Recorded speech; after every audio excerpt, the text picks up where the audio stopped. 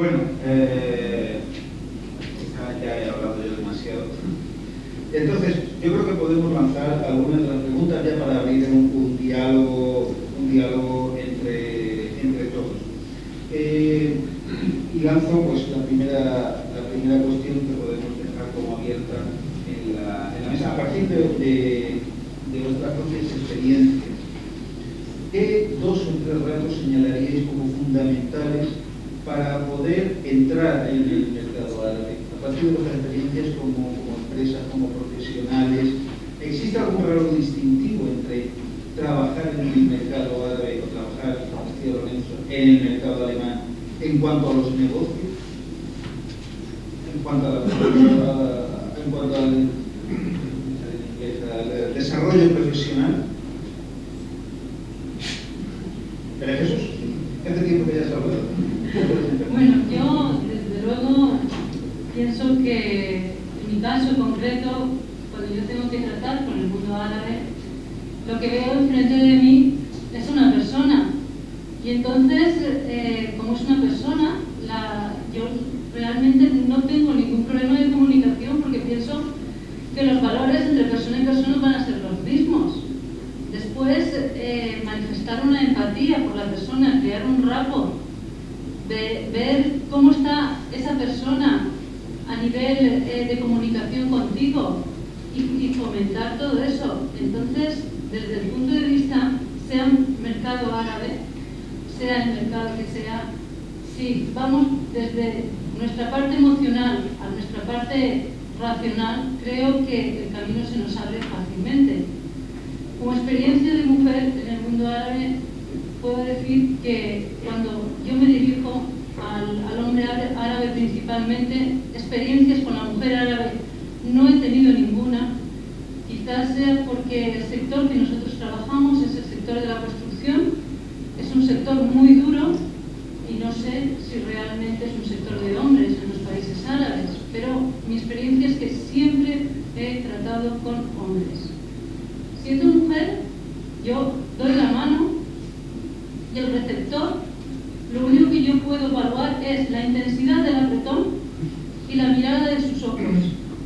Si la persona que tienes enfrente te mira a los ojos realmente y te aprieta la mano con una intensidad normal, puedes ver que hay una comunicación. Si esa persona no te mira a los ojos y la intensidad es muy floja, tú ya mismo, tú tienes un insight, ya valoras cómo te encuentras. Y si te ocurre lo segundo, es la posición peor que te puedes encontrar. Porque depende de ti, de tu trabajo emocional, para llegar a esa persona. Entonces, dicho lo dicho, creo que las personas en el mundo árabe merecen todo el respeto y hay que tratarlas como las personas en el otro mundo. Yo sobre lo que ha comentado, Luis preguntaba, ¿no?, de rasgos diferenciales de las empresas españolas allí. Creo que en general, a ver, se puede extender un poco a empresas occidentales que van allí. ¿Qué es lo que buscan? Pues de nosotros buscan el tema de la innovación y preparación, o sea, traerles cosas nuevas o más avanzadas, ¿no?, de lo que a lo mejor las tecnologías o los procesos de negocio con los que trabajan allí, por un lado, y por otra, muy importante, lo que es lo que hablaba el señor Osama, ¿no?, sobre el tema de la transferencia tecnológica, ¿no? Esto puede significar en una empresa de alimentación pues un proceso de cómo que en vez de calentar el producto a no sé cuánto, se cae a otra temperatura, se hace de otra manera y dura más. O sea, pues esto puede ser en alimentación, en tecnología puede ser un procedimiento diferente, nuevos procedimientos, nuevos productos y servicios, capacidad de desarrollo de productos, mil cosas, ¿no?, según el sector en el que uno se encuentre. Y la otra, que yo creo que es muy importante, es la capacidad de ejecución, o sea, la gestión de proyectos, la capacidad de gestionar proyectos. Lo que hablaba antes de un poco del talento, tal, o sea, allí hay, vamos a ver, sinceramente, si os dijera, lo importante es ir con un precio ajustado, tal, pues seguro que aquí, o sea, María Jesús cuando está negociando le aprietan y no sé qué, no sé cuánto, pero no es la clave. Es decir, no hay un problema de estrechez económica de que te vayan a negociar a la pela el producto o que no vayas a entrar. La clave es que vean que les ofreces algo diferencial, de más calidad que el chino, entre comillas, ¿no?, y después también te diferencias si eres capaz de demostrar tu capacidad de ejecución y tu capacidad de poner en práctica lo que vendes, ¿no? O sea, depende de lo que vendas, ¿eh? Si vendes un producto manufacturado y simplemente enviarlo, pues ya está. Pero cuando hablas de un servicio o de ayudarles a implantar algo o de ejecutar una obra, pues esa capacidad de ejecución y de dirección del proyecto se valora muchísimo por parte de los occidentales y los españoles también en concreto. Bueno, yo prefiero que los alumnos que empiezan a moverse un poquito empiezan a plantear las preguntas, ¿vale? Pero respondiendo a lo que dijo Luis, pues yo creo que le he dicho antes la confianza. El empresario árabe no hará negocio con una persona que no tiene confianza, que no se fíe. Por lo que necesita generar esta confianza, necesita tiempo, paciencia. Por lo que hay que intentar aumentar la relación humana entre el empresario árabe y el empresario español en el caso. Y a través de esta confianza se hará negocio. Eso lo tengo clarísimo. Si no hay confianza, no hay negocio. Yo, permíteme una anécdota, Ani, porque me ha parecido muy interesante y he de decir que suscribo al 100% lo que ha dicho de las normas de comportamiento y tal, que son, vamos, el catálogo que yo no lo tenía escrito, pero en la cabeza todo lo que ha dicho me lo cruzaba las piernas, no sé, que yo iba pensando más cosas y cada cosa que pensaba la iba diciendo Ani. Por supuesto, lo que he dicho antes del alcohol y tal, simplemente es que si uno se va allí como expatriado, al final hay un matiz, que es que los árabes tampoco son, yo opino, y me gustaría que me des la visión, una sociedad, vamos a ver, tremendamente, sí que son muy hospitalarios, tremendamente educados. Por ejemplo, yo viajé allí con mi esposa y mis hijos y mi mujer me dice que, vamos, se ha sentido más bien tratada y respetada y tal en un país árabe que aquí. Vamos, esto es y más segura también, por supuesto, eso valora muchísimo, ¿no? Pero tampoco son extremadamente abiertos en cuanto a, quiero decir, el que entrar en casa del árabe, que si aquí puedes tener una relación con un cliente, con tal, que acabas siendo un amigo y acabas entrando un poco en la vida doméstica, entre comillas, bueno, ya que ir a cenar a casa, no sé qué tal. Yo, por lo menos mi experiencia, he estado viviendo muchos años allí, me han invitado alguna vez al Eid, después del Ramadán, la fiesta que hay donde te invitan a su casa pues a comer y a compartir y tal, pero tampoco es una cosa que veas que se vuelve loco, no es aquello de cualquier día, oye, vente a cenar un día a casa, tal, no. Tampoco existe esa confianza, pero bueno, son cosas culturales, ¿no? Pero vamos, suscribo todo lo que he dicho. Lo que quería decir es eso, que al final, por ese motivo, acabas haciendo mucha piña con los expatriados, con la comunidad expatriada, que normalmente son de tu mismo país o occidentales, ¿no? O sea, por ejemplo, yo pues a la comunidad española o hispana de ingleses, pues hay muchos, y claro, al fin de semana es normal que acabes haciendo planes con ellos y que acabes irte a ver un partido de fútbol y tal. Lo que quiero decir es que es posible, ¿no? Y te vas a un partido de fútbol y te puedes tomar una cerveza, pero obviamente si te vas de negocios, de comida de negocios con un árabe, nunca en la vida se me ocurriría pedir una cerveza ni nada por el estilo, ¿no? Por supuesto, siempre agüita o zumos, ¿no? Que es lo que toman ellos. Porque además es así, hay que adaptarse a donde vas, donde fueres es lo que vienes. O sea, también eso aplica al revés. Yo digo también, ¿no? Que cuando vienen aquí, pues que se adapten a lo que hacemos aquí, pero evidentemente, por ejemplo, en los centros comerciales de Emiratos Árabes, en Dubái en concreto, cuando tuvo problema Dubái con la deuda y tal, sabéis que ahí Abu Dhabi le ayudó un poco y se decía que a partir de ahí Abu Dhabi quizá iban a poner algunas normas en Dubái que se había habido demasiado libertinaje y tal, ¿no? Y llegó a ver en los centros comerciales carteles con señoritas donde se veía pues que tenían que vestir una manga y una falda por debajo de las rodillas. Es que me parece muy bien, o sea, si estás viendo allí, a mí lo que no me parecía normal era ver a guiris, con perdón, en bikini por el centro comercial. O sea, eso es una falta de respeto, ¿no? Si vas a un país musulmán o tal, pues no debes saber un poco dónde estás y comportarte, ¿no? O sea, que creo que eso ha de primar también, ¿no? O sea, que en ese sentido, pero vamos, que todo lo que ha dicho Isam lo suscribo al 100%.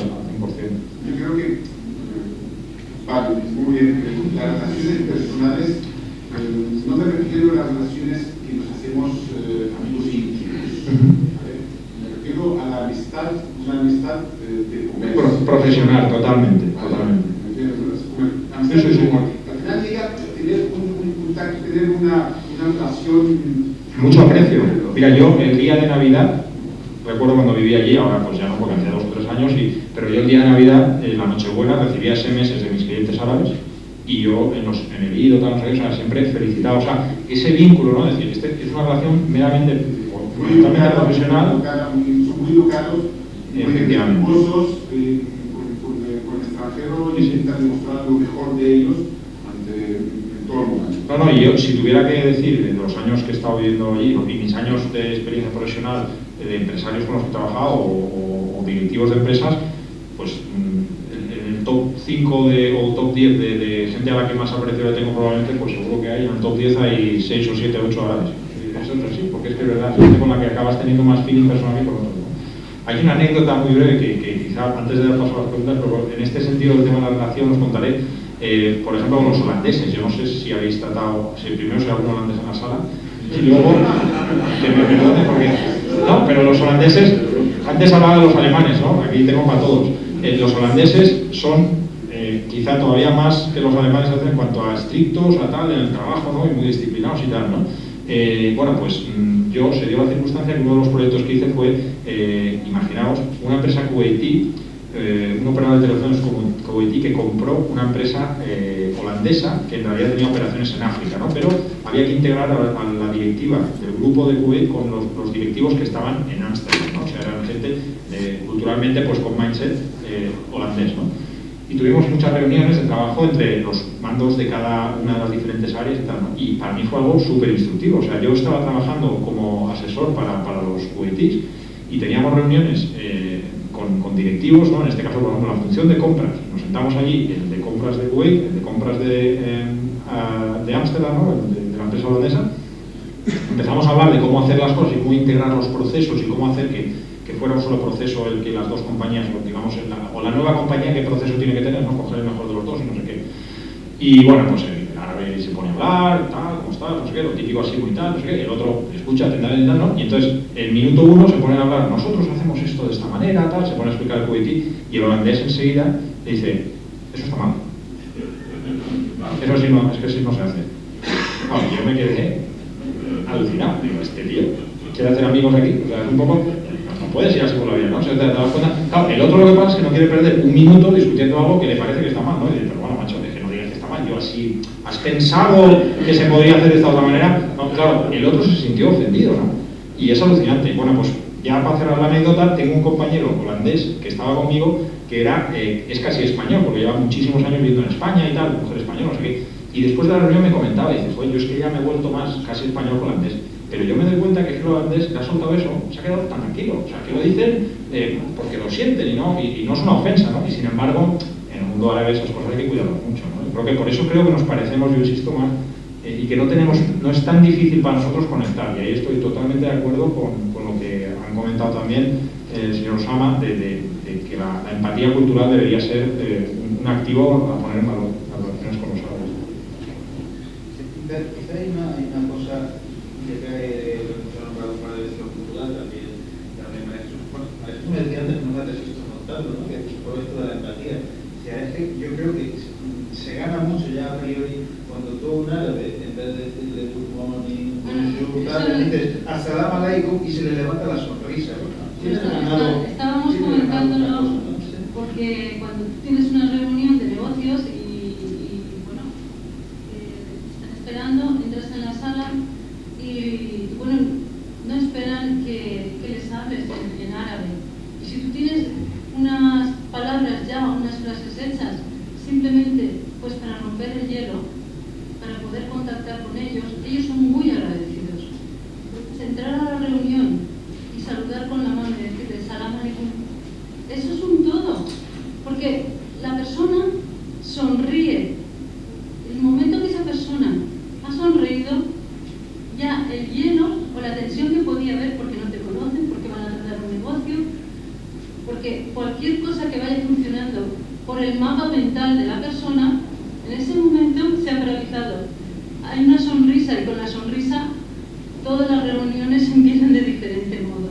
Entonces, el tema de poder tener un poquito de léxico de ese país, llámese el mundo árabe, el chino, donde vayamos, es importante. Hay que tenerlo en la mochila. Nos sirve. Yo lo comparto totalmente y le digo, como lo repetí, el tema Assalamu alaikum es algo mágico, sinceramente. Cuando entras y dices a una persona Assalamu alaikum, le has dejado sinceramente tranquilo. Le has dicho la paz sea contigo, que estoy con misión de paz, que no vamos a hacer guerra, ¿vale? Que vamos a negociar con tranquilidad.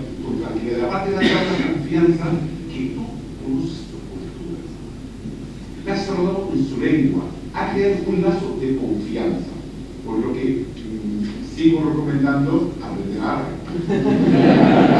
Sí, no llegamos a aprender el árabe porque yo no lo llegué a aprender. Estuve 3 meses intentándolo y me quedé con las frases cortas. Hay otro consejo. Ya ha empezado la reunión y estamos hablando en inglés. Pero no olvidar las palabras alhamdulillah y sham. Siempre cuando tú termines la palabra en inglés, la frase, lo que sea, algo que tú quieras enfatizar, dar de bueno, que guste al otro, di alhamdulillah. Y bueno, otra sonrisa, otro cambio de actitud. Y si la conversación es más tensa, aún más. Porque en ese momento la tensión desaparece y volvemos a empezar de otra forma diferente. Sí, hay un dicho del profeta, dice, pues lo traduzco, dice que Dios está con los pacientes. Seguramente que con lo que va a hacer el mundo ahora nunca está mejor, nunca está mejor dicho. La verdad que yo en eso lo que suscribo, como decía, ¿no?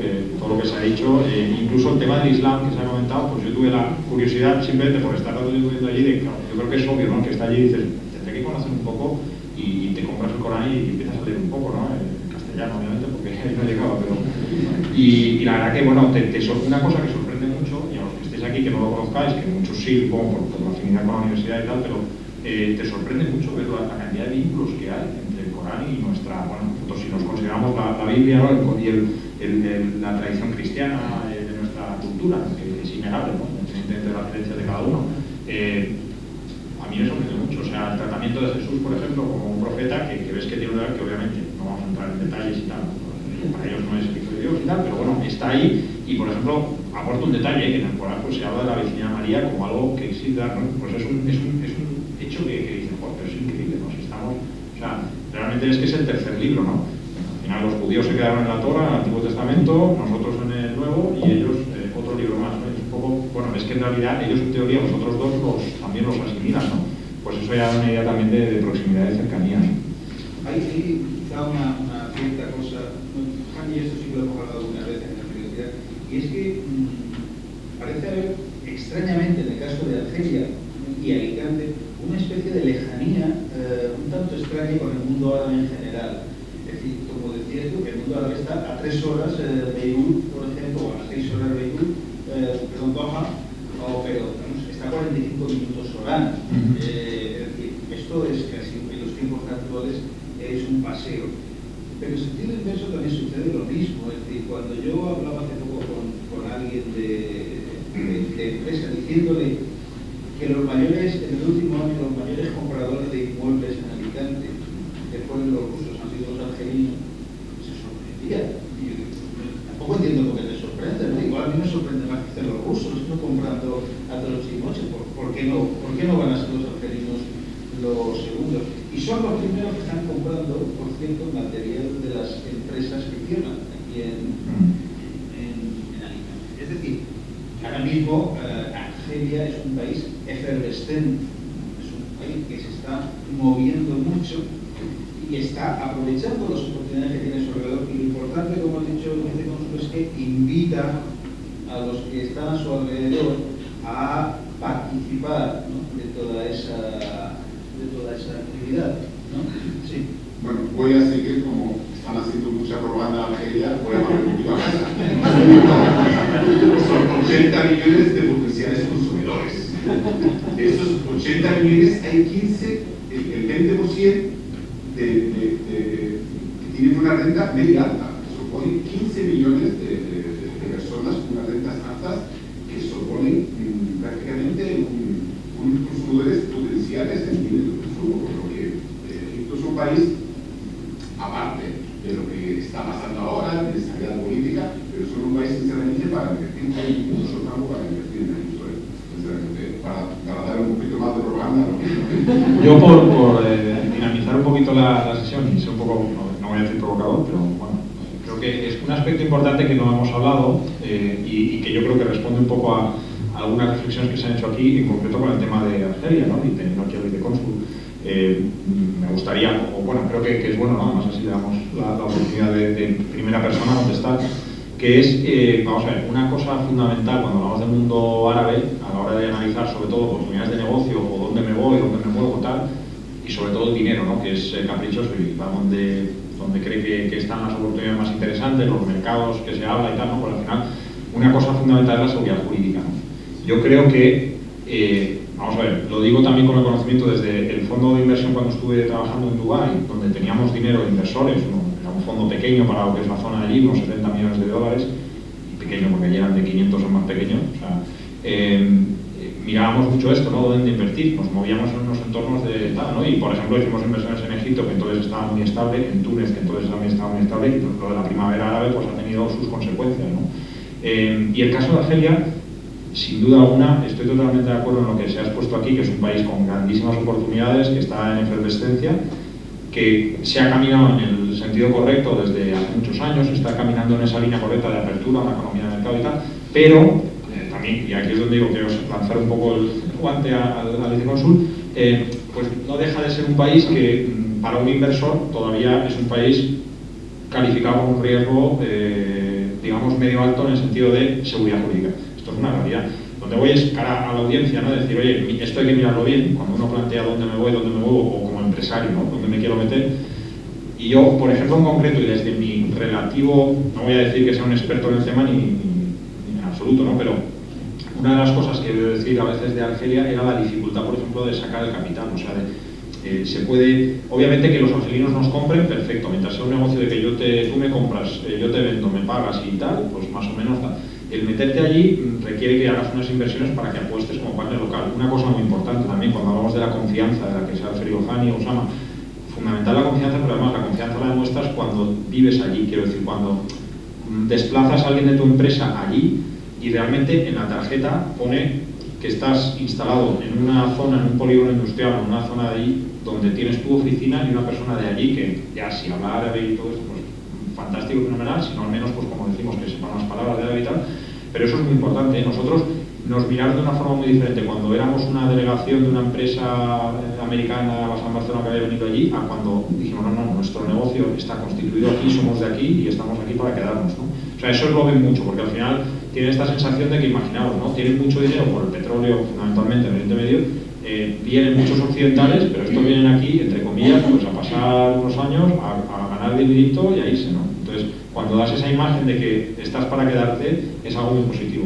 Y bueno, respecto al tema de Argelia, por ejemplo, de la seguridad jurídica, lo que quería comentar es eso, ¿no? Pues si el vicecónsul tiene algún comentario, ¿no? Pues es interesante para entender qué planes tienen en ese sentido, ¿no?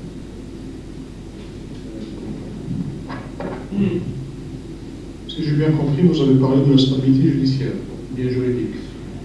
Sécurité juridique, oui. Peut-être la sécurité juridique ici ne s'applique pas sur les relations entre l'Espagne et l'Algérie parce qu'il y a l'accord cadre, il y a le cadre juridique qui est bien l'accord d'amitié, de bon voisinage entre les deux pays, entre la République algérienne et le royaume espagnol. Il y a aussi la convention de protection réciproque des investissements. Donc le cas ne se pose pas ici avec l'Espagne, peut-être qu'il se pose avec d'autres pays à qui nous n'avons pas de convention de protection des investissements, mais pour l'Espagne, le cas ne se pose pas. Peut-être que vous avez aussi parlé de l'instabilité juridique. Moi, de ma part, je ne crois pas que ces dernières années, on a vraiment cette instabilité juridique. Peut-être l'instabilité, c'était dans les années 80, fin des années 80, début des années 90, parce que nous étions dans une période de transition entre deux modes d'économie, une économie socialiste vers une économie de marché. Ça, peut-être, on peut parler d'une instabilité, mais cette fois-ci, et à partir des années 2004-2005, pratiquement ce sont les mêmes lois, ce sont les mêmes règlements, la réglementation appliquée à l'époque, c'est la même appliquée maintenant. Donc, ce risque d'instabilité, pour moi, et à mon avis, ne se pose pas, et surtout pour les sociétés espagnoles. Pour ce qui est du transfert des capitaux, généralement, si on parle de l'investissement, c'est un transfert de capital afin de l'investir pour avoir des bénéfices. Effectivement, le transfert des capitaux, il y a peut-être, la question que j'ai attendue, c'est la règle de société mixte des 51-49, mais pour le transfert des capitaux, effectivement, il y a un pourcentage à qui on peut transférer. Il y a d'autres pourcentages qui vont être gardés comme garantie de la continuité de cette entreprise à exercer en Algérie. Parce qu'on ne peut pas, dans notre cas, dans le modèle économique qu'on suit, dans la constitution des entreprises mixtes, ou bien dans l'investissement, on doit garder les droits des Algériens qui travaillent dans cette entreprise. Donc la seule garantie qu'il voit maintenant le législateur, c'est bien de transférer une part de bénéfices qu'il y a, et l'autre part, il restera toujours comme une gage, afin ou bien de le réinvestir, ou bien qu'il restera pour faire autre chose avec. Mais moi je sais, d'après mes contacts avec les bureaux d'affaires ici en Algérie, il y a 1001 manières de transférer ce capital. Moi je sais. Donc pratiquement le problème ne se pose pas. Et une autre fois, pour cette stabilité juridique, moi je confirme que cette stabilité existe, que le problème ne se pose pas. Nous avons pourquoi? Nous avons des engagements avec nos partenaires. Ce n'est pas uniquement l'Espagne, c'est l'Union européenne. Nous avons un accord de partenariat entre les pays. Nous essayons d'entrer dans l'OMC, dans l'Organisation mondiale du commerce. Donc parmi les conditions, c'est d'assurer cette stabilité. Et bien pour le cas de l'Algérie, rassure-toi mon frère, que cette instabilité n'existera pas en futur. Pratiquement, peut-être depuis 2004-2005, c'est bon, on a terminé avec ce genre de choses. Ok? Resumo rapidísimamente lo que ha dicho el señor vicecónsul, y es que si bien pudo haber una inestabilidad jurídica en los momentos de transición de una economía socialista a una economía de mercado, esa inestabilidad ha desaparecido completamente. Y además recuerda que, por un lado, Argelia tiene un cuadro de cooperación legal con España, pero además un cuadro superior de cooperación, de recuperación de las inversiones con la Unión Europea. Lo único es que la legislación algerina manda que en el caso de empresas mixtas haya un porcentaje que debe quedarse en Argelia para reinvertirse en esa empresa como protección del personal argelino que participa en esa empresa. Pero que, por supuesto, hay mínimas maneras de poder retornar los fondos a los países inversores y que en ese sentido hay una seguridad completa. Muy bien. Bueno, yo creo que podemos abrir algún turno de preguntas, de intervenciones al público, si alguien quiere hacer alguna pregunta, alguna cuestión. Sí, sí, Señor Antonio. Salam alaikum. Alaikum salam. Quería hablar de la experiencia concreta de las empresas españolas que están ahí presentes en base a lo que nos habéis aconsejado. Ir de la mano de alguien, abrir confianza, es decir, saber estar. Pues claro, estamos hablando de dos sectores muy importantes, efectivamente el sector de la piedra, sector importantísimo para esta zona, el sector de la telecomunicación, de la informática. Claro, y yo me encuentro con una pequeña empresa del calzado, una pequeña empresa de juguete. ¿Qué tengo que hacer? En base a vuestra experiencia, pues claro, es decir, me imagino que no habrá sido tan exitosa en principio la inversión, o sea, la posibilidad de hacer ese rascacielos en Doha. Pues en los rascacielos en Doha... No, perdona. Entonces, en base a la experiencia que yo no soy, en base a la experiencia experiencia que habéis tenido vosotros, que habéis tenido que ir de la mano, es decir, porque insisto que una pequeña empresa de 20 empleados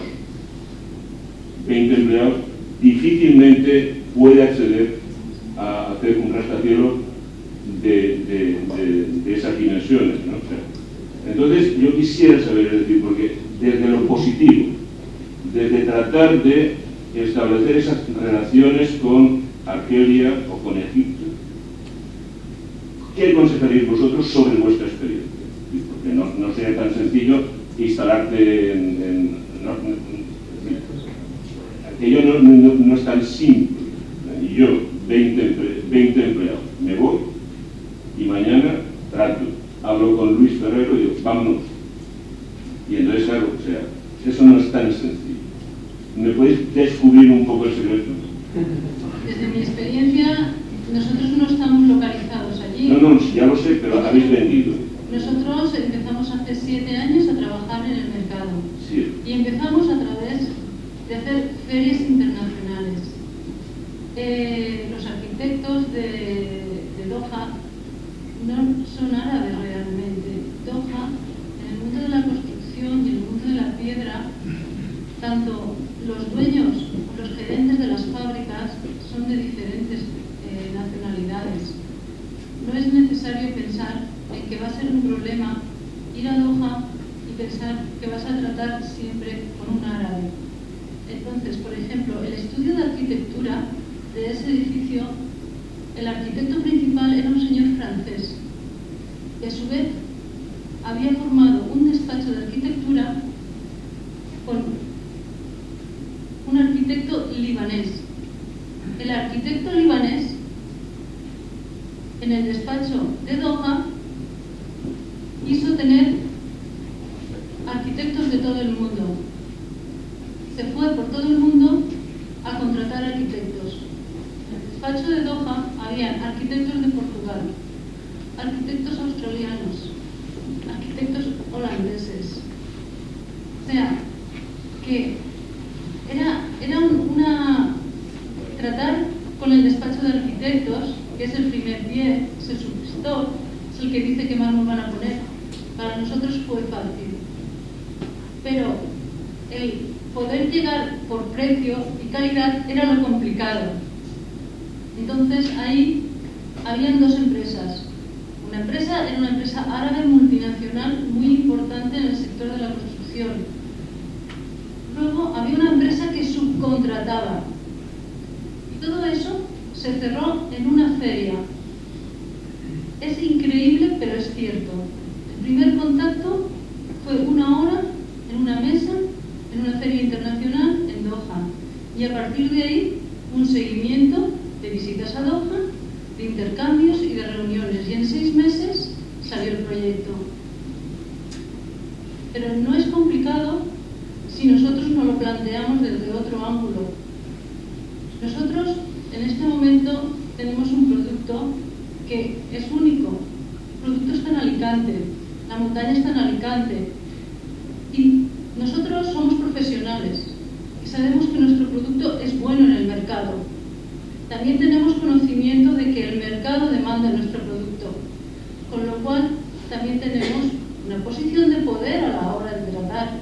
Si tú quieres el producto, tendrás que tratar con nosotros y tendrás también que abrirte un poco. No es que el señor venga directamente cerrado a decir yo mando y yo voy a hacer y tal. No. ¿Cuál sería nuestro problema también? La competencia del sector. Entonces, normalmente, en los tiempos que corren, se dice que el negocio tiene que ser ecológico. Bueno para ti, bueno para mí y bueno para el entorno. Pero ¿qué ocurre en el entorno? Que hay mucha crisis en el país y que nosotros, los fabricantes, no nos valoramos lo suficiente. Los fabricantes debemos de saber que somos muy buenos en lo que hacemos y que nuestro producto tiene un valor y que no es necesario salir al extranjero a malvender el producto y que hay que tener un respeto por el mercado. Ese es el problema principal que nosotros teníamos. Nuestra casa, nuestro entorno, no no era el cliente, no era el señor arquitecto, no era el señor árabe. Pero hasta ahí nosotros fuimos capaces de llegar. ¿Cómo? Pues estos señores se desplazaron todo el grupo. El propietario del edificio, que era una empresa aseguradora. El despacho de arquitectos. El project manager, o sea, el encargado de la obra, el que tenía que recepcionar la piedra. El representante de la empresa importante que se llamaba Arabtec, una empresa líder en el mercado de la construcción en el Golfo. Y luego la empresa subcontratista, la que tenía que ejecutar el proyecto, la que tenía que recepcionar la piedra. Pues todos ellos en la fábrica de Novelda vieron una cantidad de piedra, una cantidad de unos 5 contenedores que pusimos a su disposición. Como es piedra natural, tenemos un problema. No todo trocito es igual. Entonces, ellos tenían que admitir un rango, desde aquí hasta aquí. Pero ¿qué ocurría? Que a lo mejor no había flexibilidad, porque si yo lo quiero rojo, tiene que ser todo rojo. Pero no, es piedra natural y tenemos que entender que eso no puede ser. Pues bien, en la empresa, con el equipo de producción y con mucha empatía, se pudo lograr que ellos aceptaran una gama de rango. Y a través de que ya el producto estaba centrado, el foco y el objetivo estaba determinado, vino una carta de crédito por valor de 1,5 millones de euros para suministrar durante 1 año y medio el edificio. Es un edificio magnífico, pero la labor que hay dentro no es nuestra. Nosotros somos suministradores del producto, de la piedra, porque nuestro foco en el mercado no es ir al detalle, a la figura, al dibujo, es ir al fabricante en el país. Y ese fabricante es el que ya hace las figuras y lo instala. Nuestra responsabilidad es que desde este rango a este rango de color sea el mismo. Y que al final todo el conjunto del edificio sea un color uniforme y bello. Pero no resulta complicado cuando estás dispuesto a coger la maleta, salir de la zona de confort, ir a viajar, estar en las ferias internacionales, tocar la puerta, ton, estoy aquí, me recibe usted, y si no me recibe ahora me voy a esperar, porque yo voy a practicar, voy a persistir en el intento de que voy a hacer llegar mi producto a ti, que es lo que yo quiero. Y así, poco a poco, se distribuye el mármol de la empresa en los mercados que la empresa considera estratégicamente más importantes. ¿Y cuáles son los mercados más importantes en estos momentos para la empresa? Aquellos mercados que generen un valor añadido. Para una empresa de piedra no es importante un mercado que solo le compre la materia prima. La empresa de piedra necesita tener un mercado donde el cliente acepte el producto terminado. ¿Por qué? Porque tiene fábricas. Y las fábricas tienen empleados. Y esos son el motor de la industria. Si no mantenemos los puestos de trabajo en las fábricas, ¿en qué nos vamos a quedar?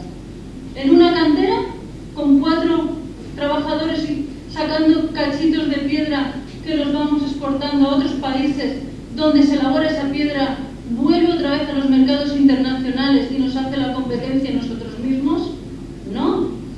Nosotros tenemos que ser buenos en nuestro producto, mantener el producto en nuestras manos y llegar nosotros a los mercados.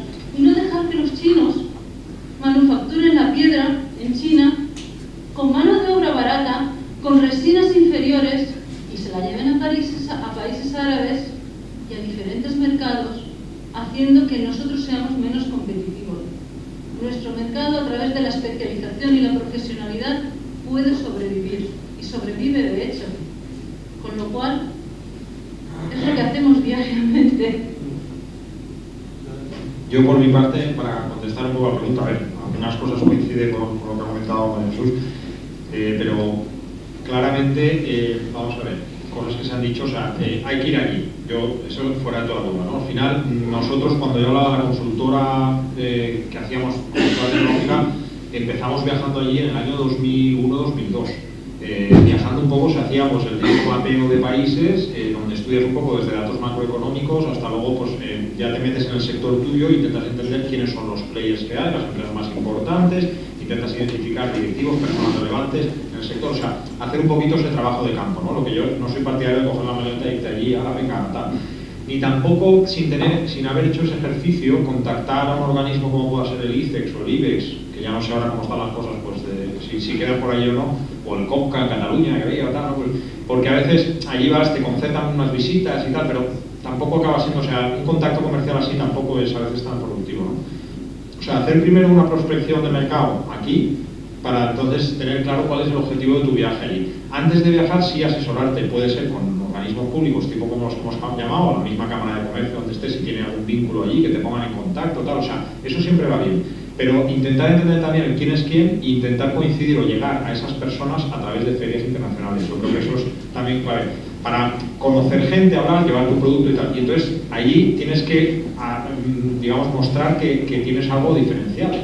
En el momento en que vean una tecnología, un producto, algo, un proceso productivo y tal que les llama la atención porque ven que ellos no lo tienen, pues les va a interesar bastante el producto. Entonces ahí se puede abrir una oportunidad de exportación, como es el caso de los mármoles, ¿no? El caso de Mármoles Jiménez, o lo que también nos podemos encontrar muchas veces es que te encuentres con que te quieren comprar la tecnología, te digan, no, yo quiero que te vengas aquí, como casos que conozco además gente cercana y tal, que quiero que te vengas aquí, que montes aquí un equipo productivo, que te vengas aquí a liderar y tal, y ahí a veces te piden hasta que te desplaces tú o alguien de tu empresa para que monte allí, transfiera know-how, no sé qué tal. Es una buena oportunidad, pero supone un esfuerzo, digamos, personal de gente que se tiene que mover y constituirse ahí. Normalmente, entonces ya vamos, una vez existe el interés comercial, el tema es cuál es el modelo de colaboración, o sea, si es exportación o es implantarte allí.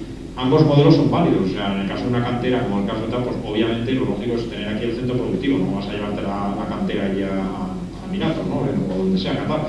En ese caso es menos planteable, pero cuando son otro tipo de negocios o de servicios, pues sí que puede tener mucho sentido implantarte allí, porque, como decía, el tema de la cercanía y de que estés allí te hacen ver más, te ven más cercano.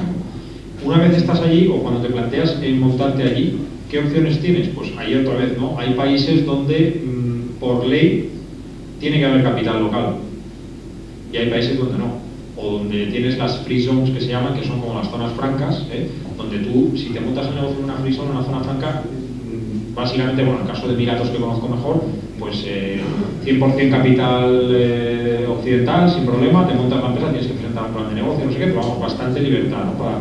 Pero el partner local ahí es muy importante, o sea, aunque el capital no tenga por qué ser un 50 o un 45 o lo que sea local, siempre es bueno tener o bien un acuerdo comercial con algún intermediario, ¿no? Como comentaba antes, Isam, local, o bien incorporarlo a la sociedad también, pero no tiene que ser, pues eso, un capital mayoritario, pero tú le das un 10% o un tal. Nosotros en nuestro caso, por ejemplo, la consultora, cuando constituimos Delta Partners, metimos a un socio para mí, que era básicamente un inversor financiero, o sea, un señor que tenía dinero, que se metió en el negocio y luego nos abría puertas, simplemente, no entendía nada de telecomunicaciones. Lo más cerca que tenía era que hablaba por teléfono, pero a partir de ahí, y el hombre nos abrió muchísimos contactos. ¿Por qué? Porque tenía relaciones, porque era capaz de llevarnos a Arabia Saudí o a Kuwait y tal, y presentarnos a gente y tal, y con eso, tal. Pero vamos, que es un proceso largo, también lo digo, que no es de hoy para mañana ni tal. O sea, te hablo de que en 2001 o 2002, yo recuerdo que mis compañeros empezaron a hacer viajes de prospección y tal, y en 2005 abrimos la oficina de Dubái, en 2003-2004 se empezó a trabajar en proyectos ahí ya.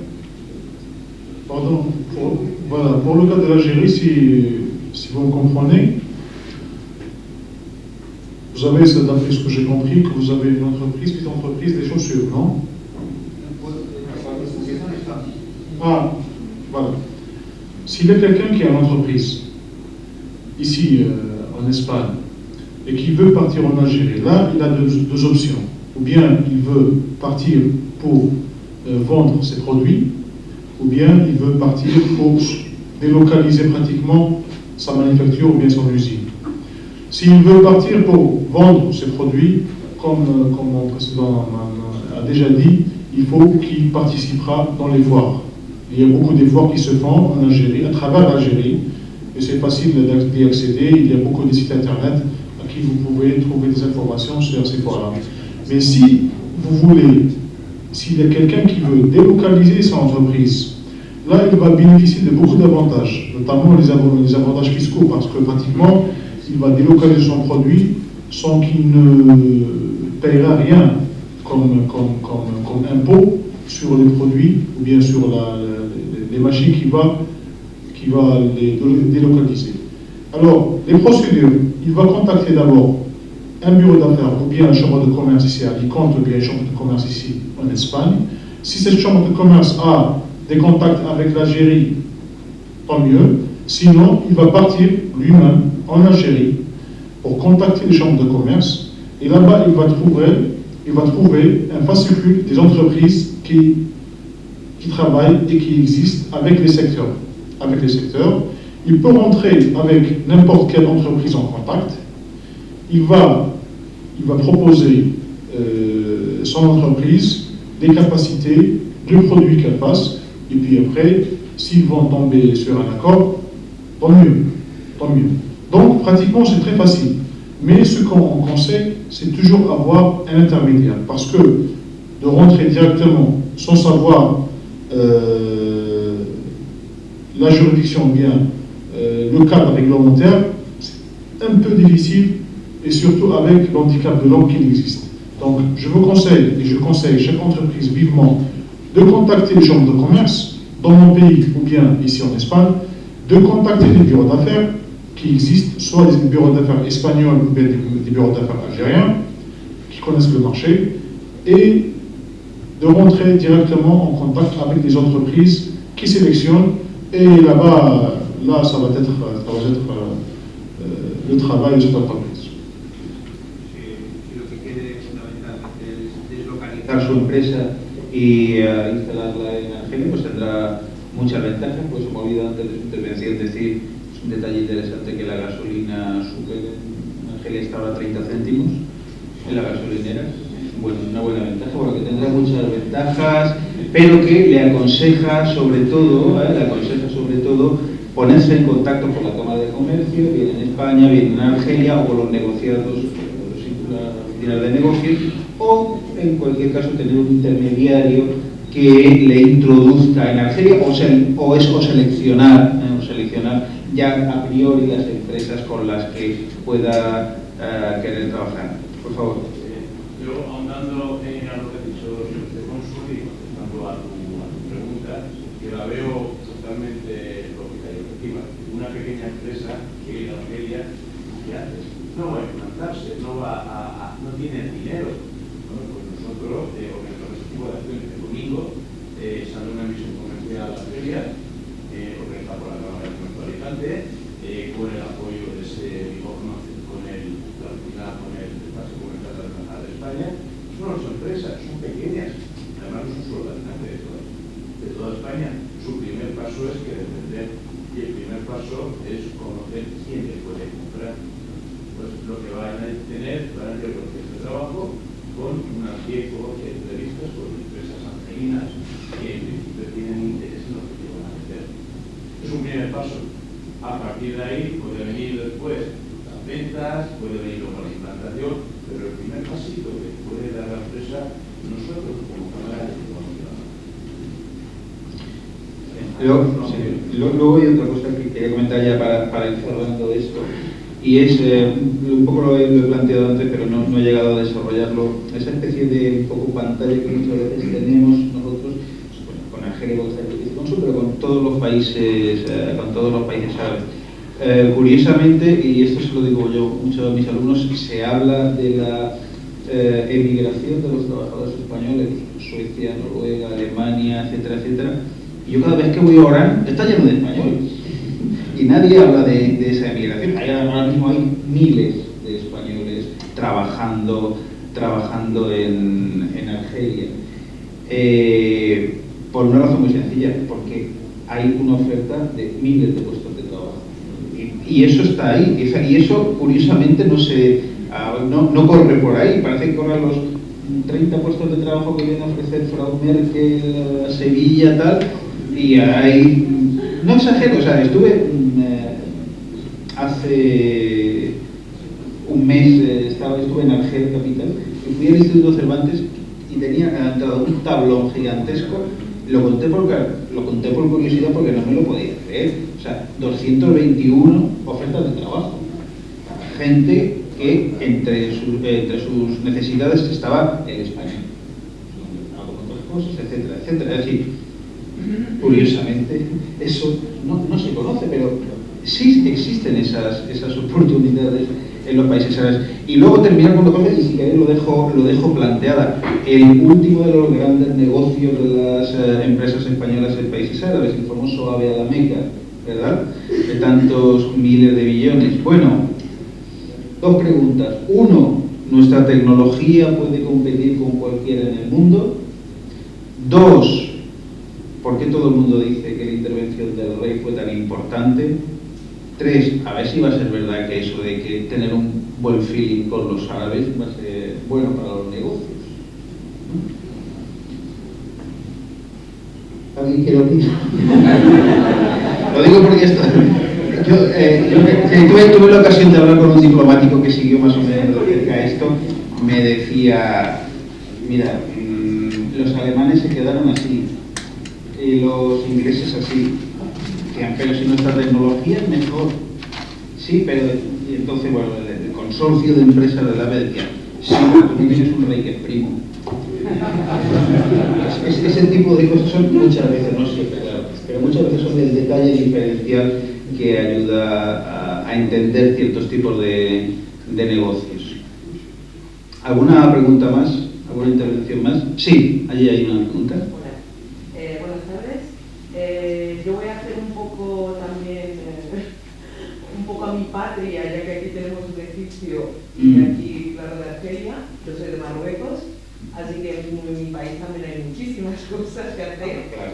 Y mi pregunta va al señor vicecónsul. Je voudrais qu'on pense directement. Avec plaisir, oui. Alors, je travaille à l'entreprise Energy System, c'est une entreprise espagnole. On fait tout ce qui est multimédia, tout ce qui est DVD, TNT, MP3, MP4, tablette, etc. Alors, nous, on est basé à Algérie. On est avec un partenaire algérien, à Oran, justement. Et ma question est simple. Vous avez dit avant, et vraiment, vous m'avez perturbé, c'est un peu difficile à dire, je pense. Ouais, non, mais c'est vrai. Vous avez dit qu'il y a plusieurs façons de faire sortir le capital de l'Algérie. Comment ça se fait?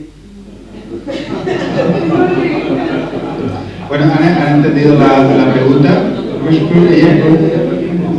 Ella es, bueno, puedes decirlo tú, pero vamos, de origen marroquí, ya lo ha dicho, que trabaja en una empresa que fabrica tablets de Energy System, y trabajan con una empresa, en partenariado con una empresa argelina, y están radicados en Orán.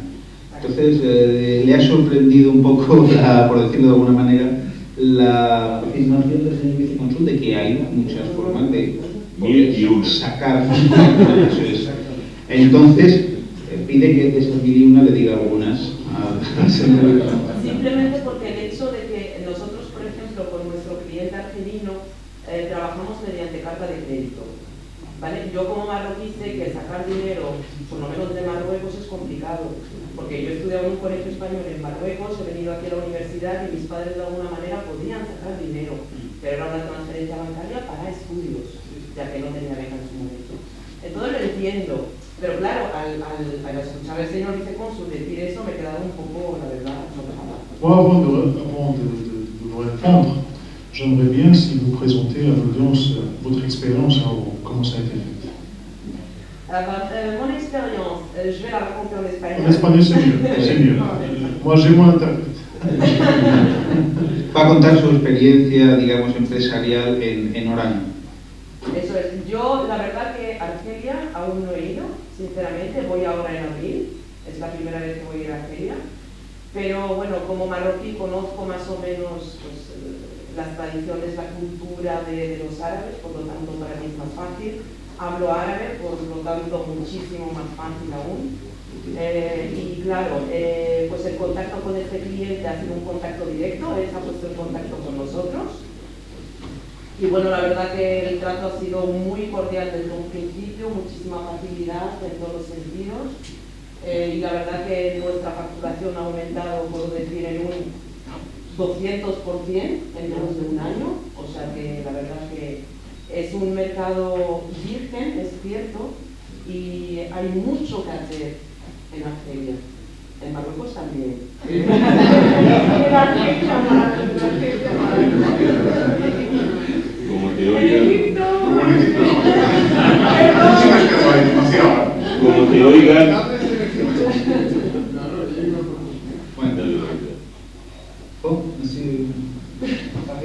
Tu as raison, pratiquement, il y a beaucoup de chances et beaucoup d'opportunités d'investir en Algérie, comme au Maroc. Maintenant, la présence des sociétés espagnoles au Maroc, c'est pratiquement à 61% des entreprises qui se délocalisent à l'étranger, qui sont espagnoles. La présence en Algérie, c'est 8% seulement. Donc nous faisons un travail pour mieux expliquer, mieux communiquer avec les autorités espagnoles. Bon, pour votre première question, moi je suis un représentant de mon État, donc pratiquement je vais me couvrir derrière l'obligation de réserve, mais je vous invite vivement à respecter les lois algériennes en vigueur, parce que comme ça, on va gagner. Voy a aportar un poco de creatividad aquí para que veáis ejemplos, ¿no? Cuando en discusiones que teníamos en el fondo de inversión, ¿no? Hay una empresa en Argelia que hace no sé qué, tal, puede ser muy interesante, no sé qué, esto lo digo yo porque, como decía, se lo dice consumo por no sé, había discusiones donde había gente con experiencia en inversión en países del mundo árabe, además locales, o sea, de conflictos exteriores de Bahrein y tal, y nos decía, hombre, allí es que, pues lo que os decía, ¿no? Que a lo mejor dices, la oportunidad es buena, el mercado existe, hay crecimiento y tal, pero para sacar el dinero a lo mejor, es un ejemplo, por contestar la pregunta de cómo se puede hacer esto, pues tenemos que comprar coches con el dinero que hemos ganado en Argelia y entonces exportar los coches aquí y entonces vender los coches y entonces coger el... Entonces, claro, es decir, es un poco el punto este de, bueno, maneras creativas existen y tal, pero claro, si tú te dedicas a un tema de, no sé, de que quieres vender, no sé, tecnología por satélite, no sé qué, y montas un negocio allí y tienes que acabar en otro negocio bastante. Bueno, esto es con todo el respeto del mundo, por supuesto, y con, bueno, por cosas que he vivido y la realidad, ¿no? Que no, bueno, que es así, ¿no? Que hay maneras, pero que seguramente, pues no. Donde vengo a decir es que lo importante es la seguridad jurídica y que los mercados, esto lo dicen los mercados, no lo digo yo, lo dice la señorita que ha preguntado, lo dice tal, o sea, es que los mercados, cuando el dinero fluye y entra en un país es porque hay oportunidad y en ese sentido, por ejemplo, los países del Golfo, es decir, pues que han hecho un buen trabajo, ¿no? De hecho, o un país como Dubái, Emiratos Árabes, que siempre hablamos de Dubái, no es un país, es un Emirato, los Emiratos Árabes Unidos, por ejemplo, hicieron una competencia con Bahrein en cuanto a consolidarse como centro financiero allí. Bahrein tradicionalmente, la verdad que es alucinante, se habla de Dubái y la gente ha conocido más Dubái ahora y tal, pero Bahrein tiene una colonia de británicos tremendamente grande, viviendo allí desde los años 50, 60, que hablas con gente, llevan allí muchísimos años que estaban allí viviendo y tal, ¿no? Y vas allí, es un país donde, bueno, muchísimos, porque estaba considerado como centro financiero del Golfo, fue el primer país donde el fin de semana se adaptó un poquito, se hizo viernes-sábado en vez de jueves-viernes al mundo occidental para poder estar más conectado con los mercados internacionales y tal. O sea, en su día fue un vanguardista. Dubái en ese sentido hizo una apuesta, montó el DIFC, el Dubai International Financial Center, y bueno, pues se ha ido poco a poco llevando, además con lo que sucedió en Bahrein como consecuencia de la primavera árabe, que todos recordaremos hace un par de años y tal, pues razón de más para que poco a poco pues Dubái se ha ido consolidando, ¿no? Pero han hecho un buen trabajo. Son cosas que cambian y que yo repito, creo que se está trabajando en la dirección correcta en todos los países en general, en Argelia en particular también, ¿no? Creo que llevan tiempo. Muy bien, pues si no hay alguna cuestión más, perdón, no lo había dicho. Bueno, pues si no hay nada más, muchísimas gracias por su atención y espero que les haya interesado como a mí. Gracias.